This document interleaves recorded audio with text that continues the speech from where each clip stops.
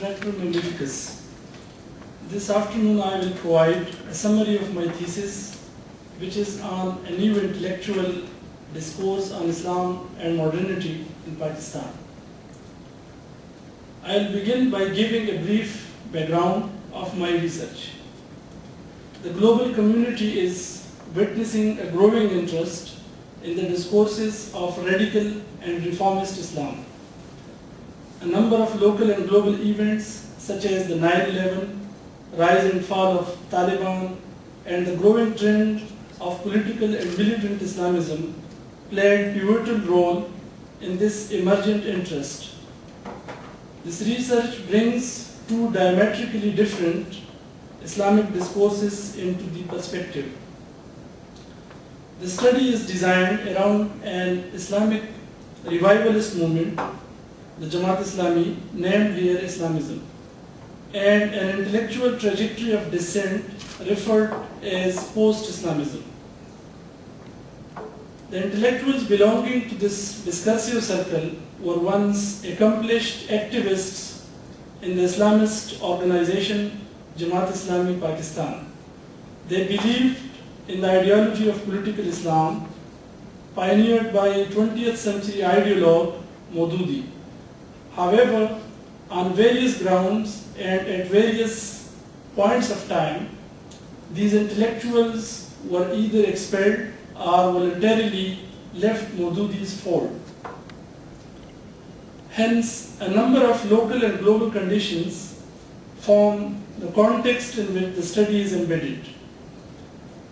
These include the increasing number of new voices in Muslim societies that largely emerged due to the crisis of Islamist project and the conceptual and political transformations occurring within the Islamic movements.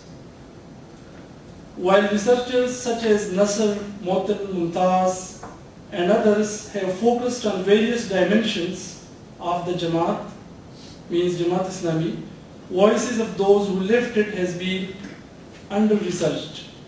Therefore, we see less research studies have been conducted on the intellectual circle in question.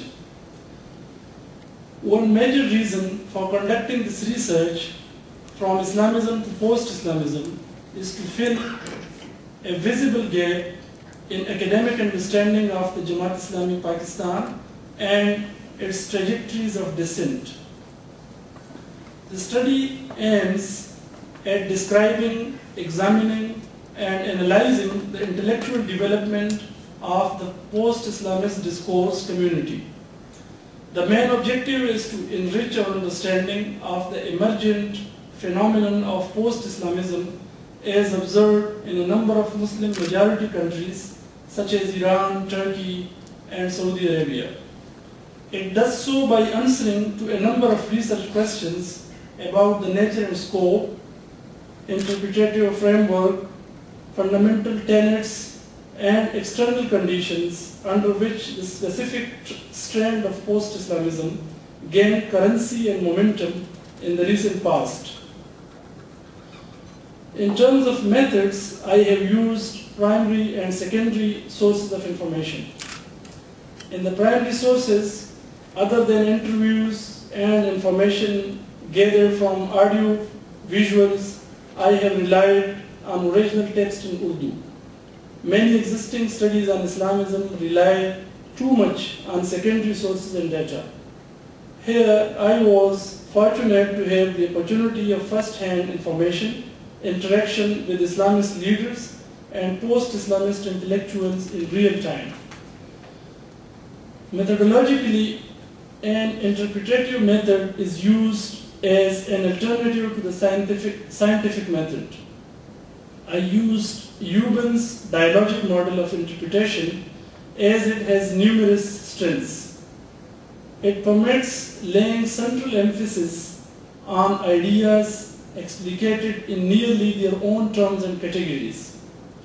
The model helped to recognize that Islamism and post-Islamism are intimately connected with material conditions, yet it does not imply that only such conditions explain the appeal of these ideas. Finally, their perspective of the world can be criticized and evaluated. By using this model, the research is descriptive and analytical and not explanatory or causal. Having given the contextual background, motivation for the study and methodology used, I will now explain my research findings. The study shows that in the third quarter of the 20th century, the idea of Islamic renewal transformed into a new form called political Islam or Islamism, which asserted that metaphysical guidance was the right to control all human affairs and that state power must be sought to achieve this end. In British India, the main proponent of this idea was Maududi, who produced a large body of written text arguing that Islam was not mere faith and rituals, but a comprehensive system of life. Besides producing text, Maududi in 1941 founded a revivalist Islamic party called Jamaat-e-Islami Pakistan. The party voiced his principal message, which was, first, Muslim is primarily the name of a global community, the Ummah, whose duty is to overthrow the ungodly system with a divine order. Second, the Islamic way of life is comprehensive and all-encompassing. Third, an Islamic system cannot flourish under an infidel system. Maududi likened the secular democratic national state to a religious democratic national state and warned Muslims against its effects. The party adopted a strategy of social reform through education and social welfare. However, the partition of British India in 1947 split the Jamaat along national lines. It then actively pursued grabbing state power. In practical terms, this was nationalization of Islamism, as discussed by Oliver Roy.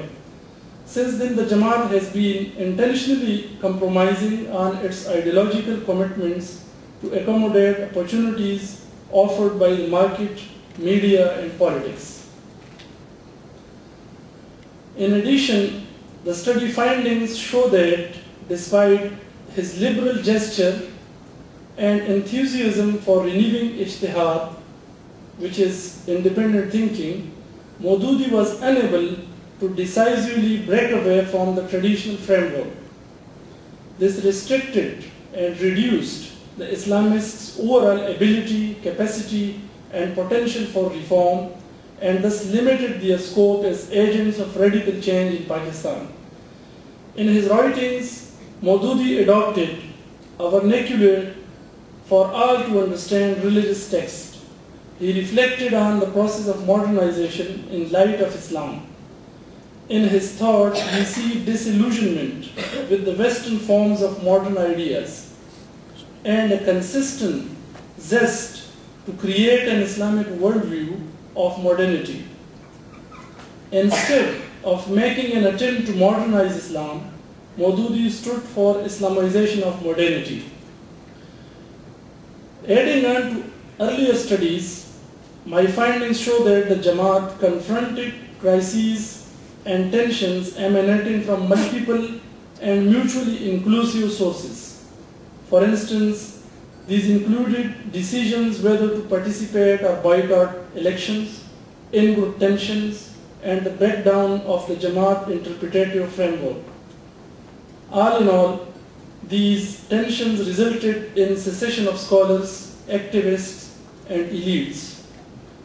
Most importantly, the present study has underscored such factors responsible for the secession of intellectuals who gravitated towards a post-Islamist project in Pakistan. From my personal interaction with a number of these scholars, it emerged that their change from Islamist ideology and activism to the current worldview was a result of multiple internal and external crises, the diminishing strength and energy of Islamist project failed to hold these internal critiques together. An analysis of their various social activism in the 80s and 90s show that realization of their current worldview was greatly shaped by their increasing disillusionment of the Islamist project both at state and society levels. The main points emerging from the study show that the emergence and development of post-Islamism in Pakistan followed a unique path. They developed a critique over a period of time on the basic tenets of Islamism. The net outcome of this long intellectual deliberation was realization of a new hermeneutics.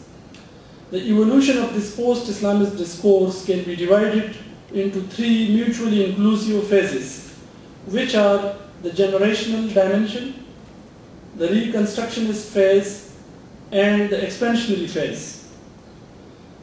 Looking into these phases reveals that the generational dimension consists of intellectuals like Farahi, Islahi, and Ghamidi. The reconstructionist phase refers to the development of the basic building blocks of this discourse in the 80s and 90s.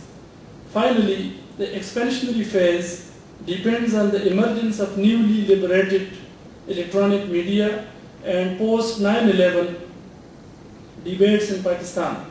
However, the historical data suggests that this discourse is not reducible to the emergence of these new opportunities.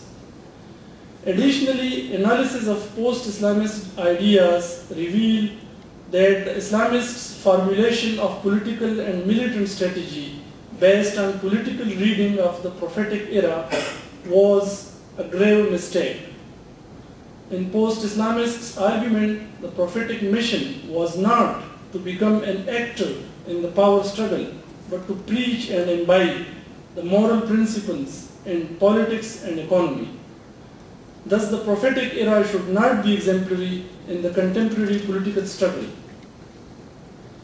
In the larger context of post-Islamists' model of social change, the transformative values, forces, actors, and institutions of religion operate essentially and fundamentally first on the individual and through the individual onto family, society, and the state. Likewise, their Dawah model is a holistic, integrative approach which is inclusive both towards Muslims and non-Muslims alike. As an interactive model, multiple voices and actors interact in a dialogic way. Therefore, we see that in the competing Islamic discourses of social change, post-Islamism expounds, at least in discourse, a society-centric model of social change. This is an inside-out approach as compared to the Islamists' outside-in approach. It represents an effort at syncretization of the old and new, past and present, and spiritual and temporal.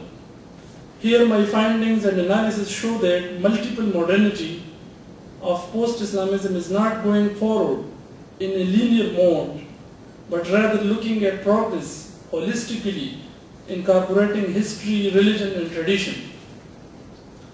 Finally, the study suggests that at least three types of conceptual developments can be discerned in the post-Islamist discourses. First, concepts that were central to pre-modern revivalism but are still enduring. Second, transformation of some older concepts into modern significance. And third, the introduction of new concepts in the context of relevant conditions.